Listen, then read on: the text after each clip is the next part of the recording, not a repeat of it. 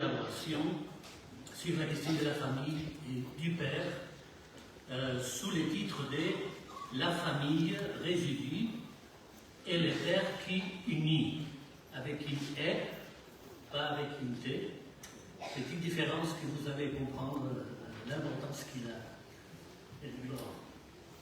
Dans sa note sur l'enfant, largement citée dans nos journées, Lacan prend acte de la survie de la famille conjugale, résultat d'une longue évolution des formes de la famille au cours de l'histoire. Dès son texte sur les complexes familiaux des années 30, il avait été sensible aux variations de ces formes et à leur incidence sur les places du père et de la mère distribuées dans les différents systèmes de parenté. Dans cette évolution, le XXe siècle a été fertile, aussi bien en utopie, voulant dépasser la famille réduite pour l'insérer dans des communautés plus vastes, qu'en volonté politique de s'en passer résolument. Les régimes totalitaires ont mis les familles sous surveillance idéologique ou religieuse, et les régimes libéraux ont secoué le carcan familial au nom de la liberté individuelle. Au dernier quart du siècle, cependant, Lacan constate que le noyau familial résiste, produit longuement distillé, précipité de la longue histoire du symptôme famille. Loin d'être un fondement anthropologique, comme le disent certains idéologues, Lacan parle de la famille comme un résidu. Jacques-Alain Miller, en commentant la note, souligne la dimension réelle que ce terme implique, comme pour l'objet petit. La famille, ainsi définie comme réelle, laisse au père une place symbolique que Lacan formule en ces termes. Son nom est le vecteur d'une incarnation de la loi dans le désir. La mère, quant à elle, trouve sa place par le fait que ses soins portent la marque d'un intérêt particularisé.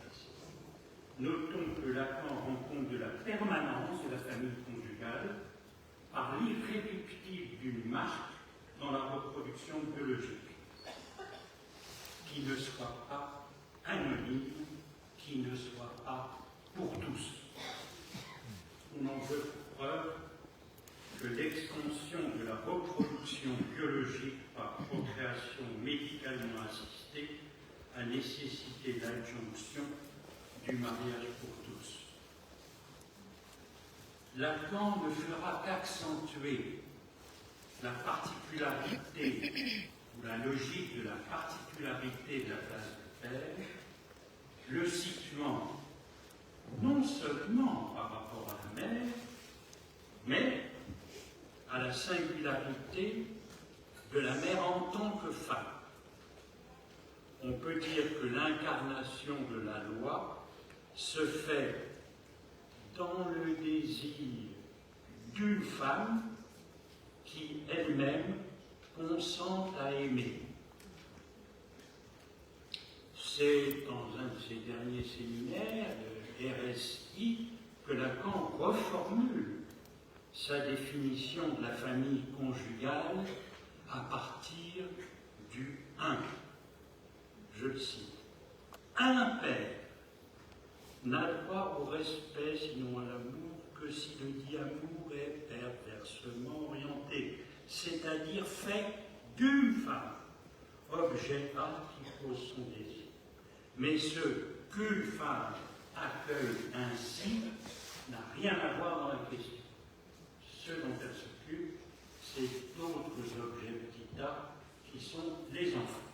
Fin de citation. Cette formulation met en valeur le lien entre la jouissance du père et une femme.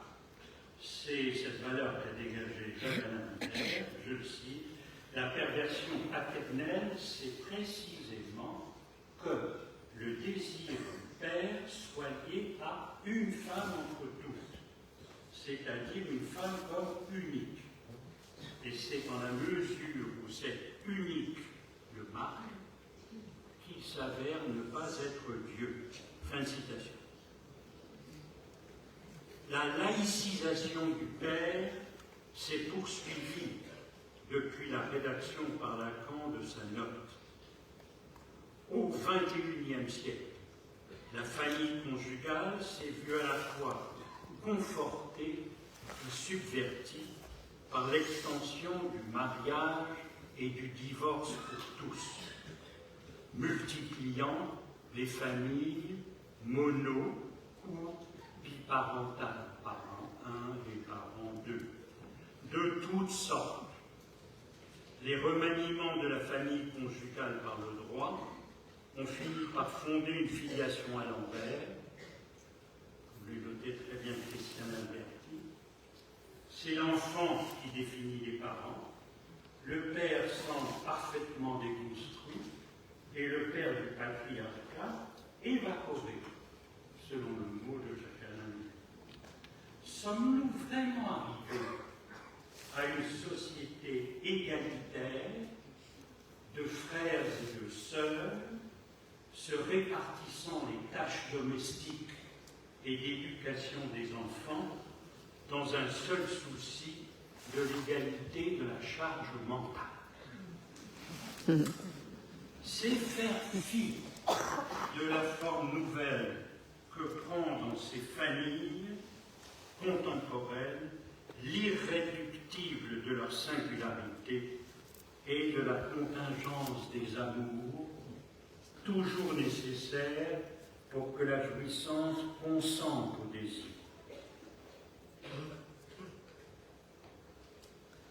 Mais pour en arriver au statut de la singularité, à la logique du une par une, il a fallu pour Lacan se défaire du legs freudien de l'abord de la question du père par le pour tous, aussi bien dans le mythe de Totem et Tabou que dans les considérations sociologiques sur les pères du peuple de maçon-psychologie. Le mythe de Totem et Tabou oppose tous les hommes d'un côté et l'exception paternelle de l'autre. Ce que Lacan logifie à l'aide des canteurs, tous et qu'il existe. Je le cite. Le mythe de Totem et Tabou est fait de la façon la plus patente pour que l'on puisse parler de tout homme comme étant sujet à la castration. C'est en quoi est indispensable l'au moins un dont se supporte le nom du père mythique. Fin de citation. Donc, au lieu d'un apport successif, générationnel, où il y aurait d'abord le père, puis les fils, Lacan prend le rapport du tous et de l'exception de façon synchronique. Il identifie l'exception dégagée à la fonction d'un corps qui vient fermer toute totalité. Par cette opération logique, dit-il, il met fin, je le cite, au fouillis insurmontable de ce qui s'y épingle de la castration, des députés par où l'amour s'entretient d'inceste, de la fonction du père, du mythe où le dit se redouble de la comédie, du père au rang, autant. Fin de citation. De même, Lacan lit ma seule psychologie, en soulignant la façon dont Freud parle du tous, comme dans le mythe, pour isoler aussi une fonction du un, celle du trait lunaire. Je cite la une chose est évidente, c'est le caractère clé dans la pensée de Freud du tous. La notion de foule lui sert à quantifier le tous. Il n'est pas étonnant qu'il y découvre la nécessité d'un « il existe » qu'il traduit comme le trait lunaire der einzige Zug. Fin de citation. Donc le trait lunaire va fonctionner comme fondement de l'identification imaginaire et présentifier la fonction de l'existence du un au cœur même du tous de la foule. Ainsi, dans le séminaire 19, Lacan isole aussi bien dans Totem et Tabou et que dans un seul psychologie les rapports synchroniques du pour tous et du au moins un. Il forge alors un nouveau verbe pour définir la fonction du terme. Citation. Nous pourrions avancer que, pour ce qu'il en est de la fonction représentée dans l'analyse par le mythe du père, il unit. Donc, pas le verbe unir, mais un verbe nouveau, unier. Unier, c'est à l'envers de l'union d'un tout, dire non à la fonction de tout et produire du un, de la singularité. Le père de Totem et Tabou est celui qui confond toutes les femmes dans sa jouissance. La question reste confuse. La jouissance est-elle celle du père ou de toutes les femmes? À l'envers, le père qui unit ne permet pas de jouir de toutes les femmes. Il est cette fiction qui permet de séparer les jouissances confuses, de faire en sorte que, du côté homme de la sexuation, puisse se dire la rencontre avec une femme dans une jouissance qui ne la rend pas pour autant accessible. Elle reste autre, et surtout autre elle-même. Si l'on en reste à ce qui relève de la logique de tout homme, sans exception, nous avons les sociétés des frères et des sœurs et leur jouissance pour tous, justement. Les communautarismes des associations de frères et de sœurs ne révèlent pas autre chose. Elles sont constituées et séparées les unes des autres par cette jouissance. Il leur manque un opérateur qui puisse unier, c'est-à-dire renvoyer les corps à une jouissance une qui ne fait pas communauté et qui reste singulière. Dans l'optique communautariste, l'idéal queer de parfaite fluidité est la tentative de faire exister une singularité face à l'assignation communautaire.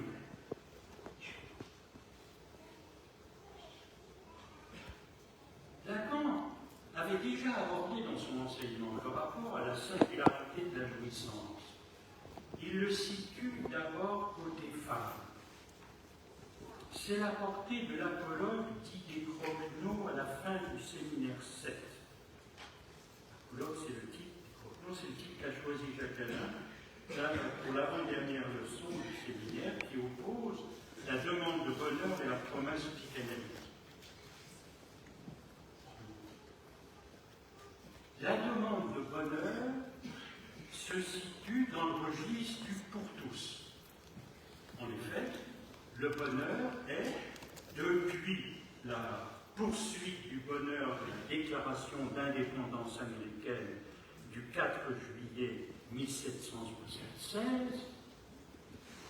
puis, durant la Révolution française, avec Saint-Just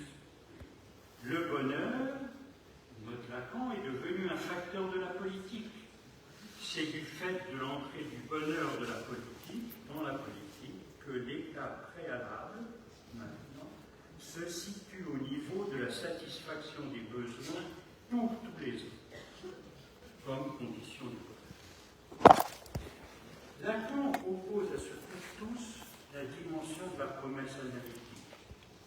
Elle se situe, selon Freud, dans la sublimation, qui est, parmi le destin des pulsions, la seule perspective de satisfaction sans recours. Lacan la tire du côté de la rencontre avec le beau et la mort du sujet comme évidence ou éblouissement.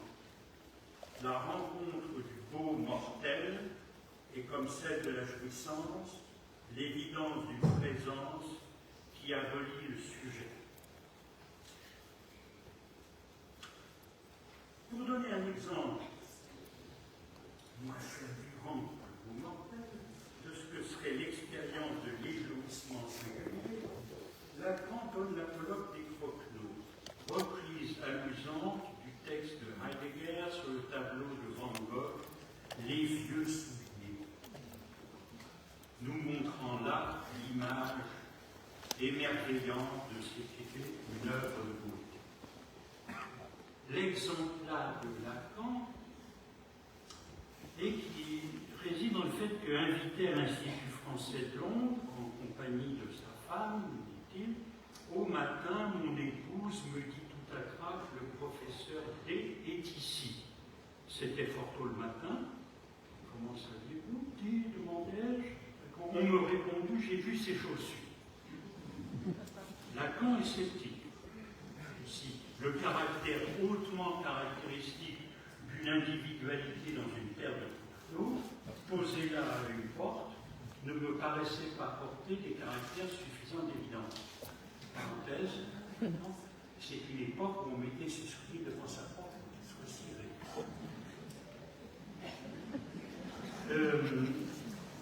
Et rien d'autre part ne m'avait laissé pressentir que le professeur D put être un homme.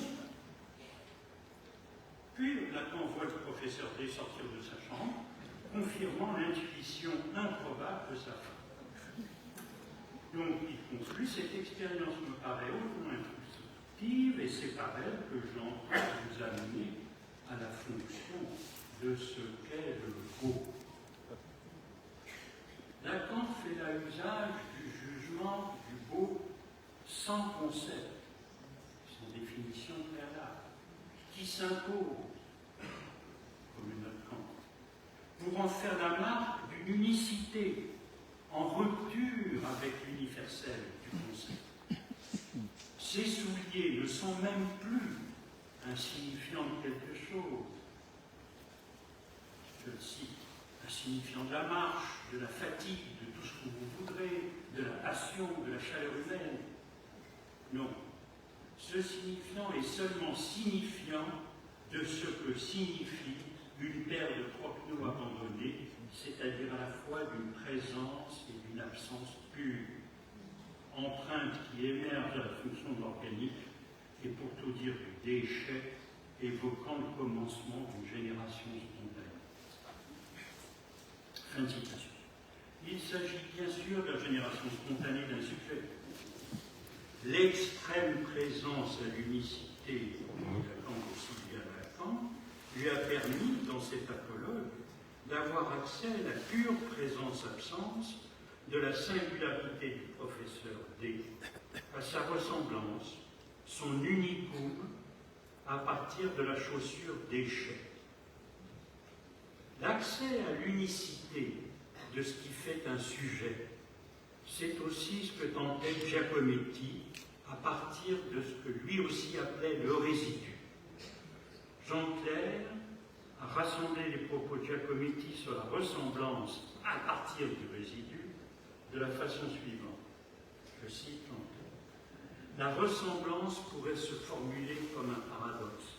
C'est parce qu'un portrait ne ressemble à personne que je distingue en lui l'unicum qui en fait le portrait d'un individu plus précieux, plus cher, que le portrait d'un dieu ou de toute autre figure idéale, trace inoubliable d'un individu qui a jadis existé, unique et singulier. Le dépôt dans l'épaisseur du temps, c'est ce que Giacometti a su nommer la fin de citation. L'unicité par le résidu de jouissance, c'est aussi la voie qui est ouverte dans le foisonnement des familles pour tous. La rencontre n'y est pas anonyme. Ce n'est pas l'enfant qui fait la famille, comme le croit la fiction juridique. L'enfant est toujours le produit d'un résidu de jouissance singulier. La formule de la famille conjugale selon Lacan, séminaire et récit, est très souple. Elle articule par l'amour un père, une femme et la cause de la jouissance de chacun. Cette formule permet de définir une fonction du père pour chaque famille, une par une. Surtout si on admet qu'une femme peut venir à présentifier la fonction logique du père. Dans la phase classique de son enseignement, Lacan pouvait dire qu'une femme pouvait venir apporter le nom du père dans telle ou telle configuration familiale. Ne pourrait-on pas généraliser cette hypothèse dans son dernier enseignement? Dans un premier temps, le mode d'existence du père et celui de l'inexistence de la femme qui n'existe pas se distinguent et se séparent. Lacan oppose ainsi deux modalités de la part sur la fonction phallique des deux côtés de la sexuation. Du côté homme, il s'agit de l'ensemble vide, pas de père qui soit Dieu. Et du côté femme, elle s'absente de la fonction phallique, bien qu'elle puisse parfaitement incarner le phallus. Dans un second temps, à la fin du texte, préface à l'éveil du printemps, Lacan propose une conséquence inattendue de la subversion des noms par la logique de l'existence. Je le cite. Parmi les noms du père, il y a celui de l'homme masqué. Mais le père, des noms en a tant et tant qu'il n'y en a pas un qui lui convienne. Car comment savoir ce qu'il est s'il est masqué et ne porte-t-il pas masque de femme? Fin de citation. Oh, voilà une étrange figure d'un père trans. Cette figure devient moins étrange si nous réalisons qu'à l'envers de la volonté trans d'incarner l'autre sexe, il s'agit de deux fonctions logiques vides. Le masque doit rester place vide.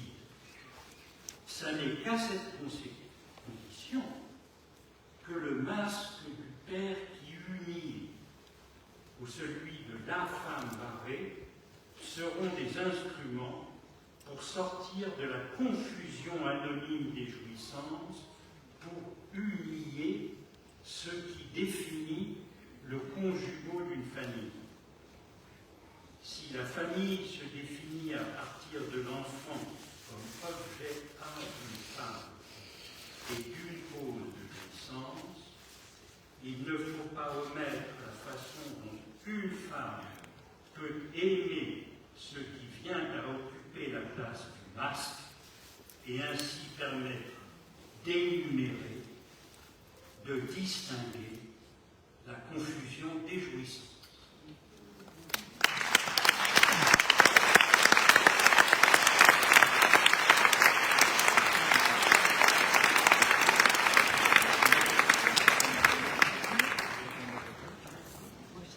merci Eric Laurent de cette intervention qui, en effet, nous a apporté de nouveaux points de repère pour un travail qu'il faudra suivre. Nous avons peut-être quelques minutes, je crois 2 ou 3. Je vais souligner une expression qui me semble très intéressante, cette laïcisation du père. Très belle expression qui est dans les fondements de cette père qui unit avec une haie et qui m'a rappelé l'expression de Freud, Dieu est la nostalgie du père. Donc un père laïque, c'est un père sans nostalgie, sans cette nostalgie. Ce serait un père au-delà de l'idéologie du père, comme un fondement anthropologique, ou même au-delà de cette idéologie édipienne que l'avons soulignée dans les psychanalystes même. Alors, dans cette direction, suivant cette idée, je voudrais poser une question très précise, que je crois qu'il y a une question actuelle aussi. Qu'est-ce qu'on peut dire aujourd'hui de ces formes de famille dans le cadre d'une religion non pas fondée sur le nom du Père, mais non pas fondée sur la nostalgie du Père et du Dieu, mais sur la fratrie, même sur cette société égalitaire des frères que vous évoquez, telle que se développe dans le monde islamique. Là, il ne semble pas qu'il y ait une nostalgie du Père. Alors, quoi du résidu de la famille islamique s'il y a quelque chose qu'on peut isoler dans cette spécificité?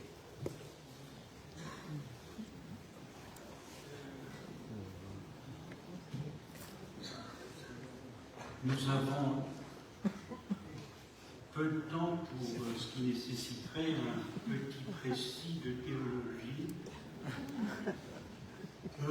mais j'en donnerai simplement les gauches de l'esquisse du résumé. Est-ce que la religion, puisque vous en citez une, est-ce que la religion de l'islam est fondée sur dites la fratrie, pas sur la nostalgie du Père. Ce qui me semble certain, c'est que dans la conception du Dieu de l'islam, tout est fait pour l'éloigner de quoi que ce soit qui peut avoir rapport avec l'engendrement, avec la succession des générations, avec le périssable, avec la mort. Il est protégé dans sa position éternelle, il est protégé de toute contamination avec, en effet, cette chaîne de l'engendrement, alors que le Dieu de la religion catholique, trinitaire, est contaminé par ce titre invraisemblable de Père. Et cet oxymore extrêmement étrange de Père éternel.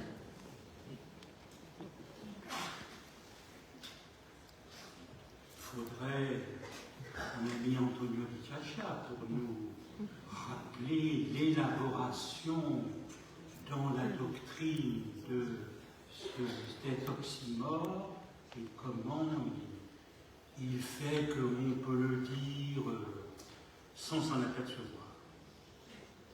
Mais du côté de l'islam, et effectivement, les théologiens chrétiens l'ont souligné, c'est moins un rapport, non pas du tout à l'engendrement, et surtout, c'est par rapport au monde. Le Dieu de l'islam est un avant tout. Il est le un absolu. Plus que d'être défini à partir de l'ontologie, c'est à partir de l'énologie, du 1, dans toute sa grandeur, qui a fait le fait que l'islam est marqué avant tout par sa mystique. Aussi bien la mystique sunnite que le grand islamologue français Massignon a commenté, et Lacan, qui le cite, note qu'il l'a tellement commenté qu'à la fin on peut se demander si lui-même ne s'est pas identifié au Dieu absolu. Position du mystique qui finit par rejoindre son Dieu. Aussi bien que dans la tradition chiite, qui elle a été commentée par Henri Corbin, dont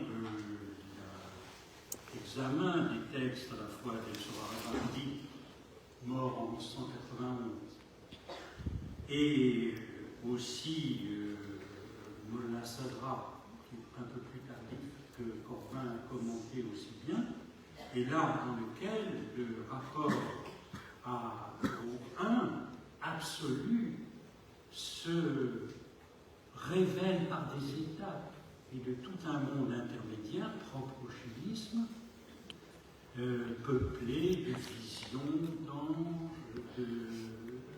d'illumination, puisque les chiites, Corbin l'a montré, ont choisi la voie catholiциenne, alors que le courant sunnite principal, essentiellement, est basé sur la reprise d'Aristote dans le monde islamique.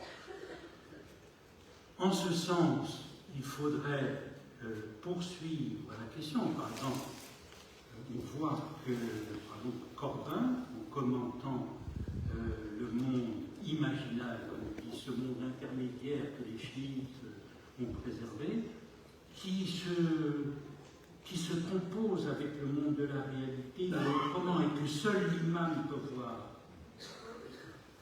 Corbin a un peu sous-estimé dans quelle voie ça pouvait entraîner tout un régime, à deviner un peu trop d'illumination catholicienne dans la réalité, et distingue du monde des lois aristotéliciennes du monde sunnite, et en particulier voulant en effet régir les familles strictement par la charia, déclinée dans les 4 écoles fondamentales du sunnisme. Alors, ce monde, en effet, me semble pas un monde des frères et des sœurs. Il me semble inspiré ou bien par la toute-puissance de la loi, garantie par le 1 absolu, ou bien par cette loi qui doit laisser sa place à un au-delà de la loi dans le monde imaginal, subliminal, qui permet cette inscription de tout ce qui est, disons, le registre des grands hommes et des martyrs propres à l'imaginaire chiite. Ce seraient des types de familles, en effet, qui seraient à explorer, en fait, et marqués par, alors là, on ne dirait pas nostalgie du père, mais peut-être nostalgie de la charia.